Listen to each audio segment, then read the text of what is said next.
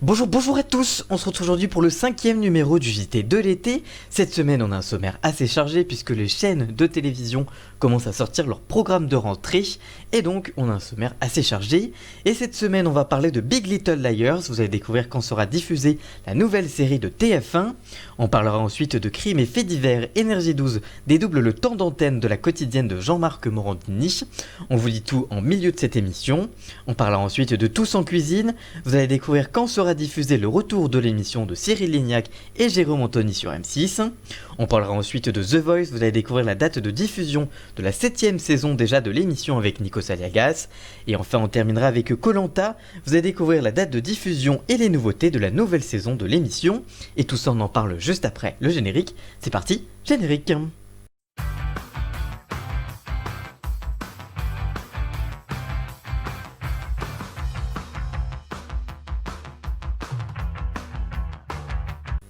On commence avec TF1 qui relance ses soirées inédites de fiction avec la diffusion inédite de la série événement Big Little Liars.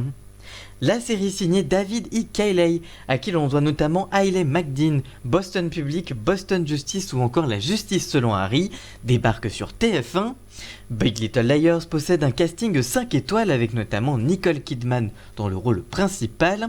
Cette nouvelle série américaine démarre dans une ville huppée des États-Unis qui voit arriver Jane Chapman, une mère de famille qui très vite se lie d'amitié avec Madeline Martha McKenzie, puis Celeste White, mais la vie de la nouvelle venue est perturbée lorsque son fils Ziggy est accusé d'avoir étranglé la fille d'une mère influente de l'école lors d'une soirée de parents d'élèves. Alors que Big Little Liars n'était censé qu'être une mini-série en 7 épisodes, mais au vu des très bons retours des critiques et du public après la première saison, HBO a convaincu l'auteur et la comédienne de signer pour une deuxième saison. Celle-ci a beaucoup fait parler car Meryl Streep est venue rejoindre le casting, de quoi créer un peu plus l'événement autour de la série. Cette deuxième salve d'épisodes diffusée en 2019 a reçu un accueil plus mitigé, mais a conservé les fondamentaux de la première et a offert une fin satisfaisante à l'intrigue.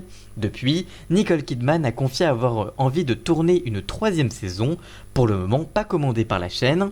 Et c'est à partir du 25 août prochain, à partir de 21h05, que TF1 dégainera les 2 premiers épisodes de Big Little Liars sur son antenne.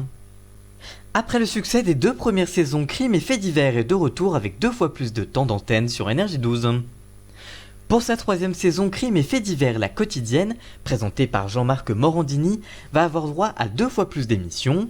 En effet, ce n'est pas moins de près de 3 heures de plateau chaque jour à la mi-journée, avec des témoignages inédits et les experts de l'émission qui seront proposés par la 12. Avocats, psychiatres et psychologues, ils aideront à comprendre les affaires commentées en plateau. Je cite, « Ils vont cette année encore se relayer sur le plateau pour tenter d'apaiser les douleurs de nos témoins, mais aussi les guider dans les dédales de la machine judiciaire », nous indique le communiqué de presse de la chaîne. Et c'est à partir du lundi 24 août prochain que TF1 va diffuser toute la semaine, du lundi au vendredi, à partir de 12h15, un numéro inédit de Crimes et Faits divers, la quotidienne, suivi à 13h35 de l'émission en direct jusqu'à 15h avec Jean-Marc Morandini et son équipe. Après son succès pendant le confinement, Cyril Lignac et Jérôme Anthony sont de retour avec Tous en cuisine. Quotidiennement, le célèbre chef accompagné de Français réalisera avec eux plusieurs recettes en direct. Par ailleurs, des nouveautés sont prévues pour cette nouvelle session de Tous en cuisine sur M6. Jérôme Anthony prendra de l'ampleur pour cette seconde saison. S'il cuisinera toujours en direct de son domicile à Nancy, il partira régulièrement cuisiner avec des Français, parfois même par surprise.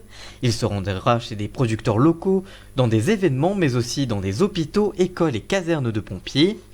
Les célébrités cuisineront, elles, soit de chez eux, mais elles pourront aussi être à côté de Cyril Lignac dans sa cuisine.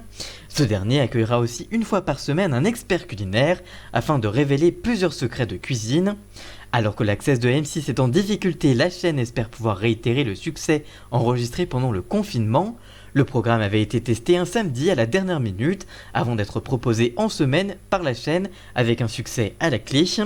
En effet, en moyenne et en audience veille, c'est près de 2 millions de téléspectateurs, soit 11,2% du public chaque soir qui était au rendez-vous. L'émission a même enregistré un record le 28 avril dernier, avec près de 2,7 millions de Français au rendez-vous. Il s'agit là de la meilleure audience de l'Access de M6 depuis juin 2012 et même décembre 2011 en excluant le football. Et c'est à partir du lundi 24 août prochain, à partir de 18h40, que M6 lancera la deuxième saison de Tous en cuisine, animée en direct par Cyril Lignac et Jérôme Anthony. Nikos Aliagas est de retour avec une toute nouvelle saison de The Voice Kids sur TF1. Alors que Amel Bent quitte The Voice Kids pour la version adulte, elle cédera son siège à un artiste qui connaît bien The Voice, Kenji Girac. En effet, le gagnant de la saison 3 du programme passe de l'autre côté, en étant dans les fauteuils rouges aux côtés de Jennifer Soprano et Patrick Fiori. Par ailleurs, les règles de The Voice Kids ne changent pas vraiment pour les traditionnelles auditions à l'aveugle. Chacun des candidats âgés de 6 à 15 ans va interpréter un titre de son choix et espérer faire retourner au moins un des coachs. S'enchaînera alors les battles, les KO, la demi-finale et enfin la finale en direct où il sera uniquement jugé par le public. À la clé pour le gagnant, une bourse d'études.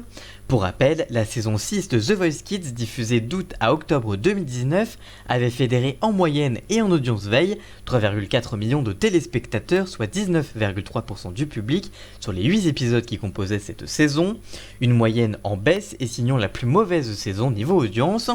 Et c'est le samedi 22 août prochain à partir de 21h05 que TF1 démarrera la diffusion de la saison 5 de The Voice Kids, présentée par Nikos Aliagas et Karine Ferry. Seulement quelques mois après la victoire de Nawel, TF1 va lancer une toute nouvelle saison de Koh-Lanta sur son antenne. Comme les précédentes saisons, cette nouvelle saison se déroulera aux îles Fidji, comme depuis 2017. C'est le seul point commun avec cette nouvelle saison hors du commun. En effet, dans cette nouvelle saison, 24 nouveaux candidats, un record, seront pour la première fois répartis en 4 équipes, formées en fonction de leur région d'origine. Ainsi, le nord, le sud, l'est et l'ouest s'affronteront. Par ailleurs, les règles du jeu de confort évoluent cette année. En effet, puisque 2 équipes auront le droit à une récompense, tandis que la dernière partira elle sur l'île de l'exil pour 24 heures sans eau ni nourriture. Cette nouvelle édition de Koh-Lanta aura à cœur de maintenir les très bonnes audiences de la dernière saison au printemps dernier. Après un démarrage correct, l'émission a connu un fort succès pendant le confinement. L'émission a réussi à dépasser la barre des 7 millions de téléspectateurs pour la première fois depuis 2013. En moyenne et à J+7, l'île des héros a vu la victoire de Nawel face à Inès et Claude, a ainsi pu compter sur 6,8 millions de téléspectateurs, soit 26,7% du public. Côté cible, le programme de Denis Brognard a réuni 41,7% des femmes responsables des achats de moins de 50 ans, c'est un très bon score pour l'émission. Et c'est le vendredi 28 août prochain à partir de 21h05 que la chaîne lancera la nouvelle saison de Koh-Lanta baptisée Les 4 Terres. Merci d'avoir suivi cette vidéo, si elle vous a plu n'hésitez pas à la liker, la commenter, la partager et même à vous abonner. Et nous on se retrouve très vite pour une toute nouvelle vidéo. A très bientôt, ciao.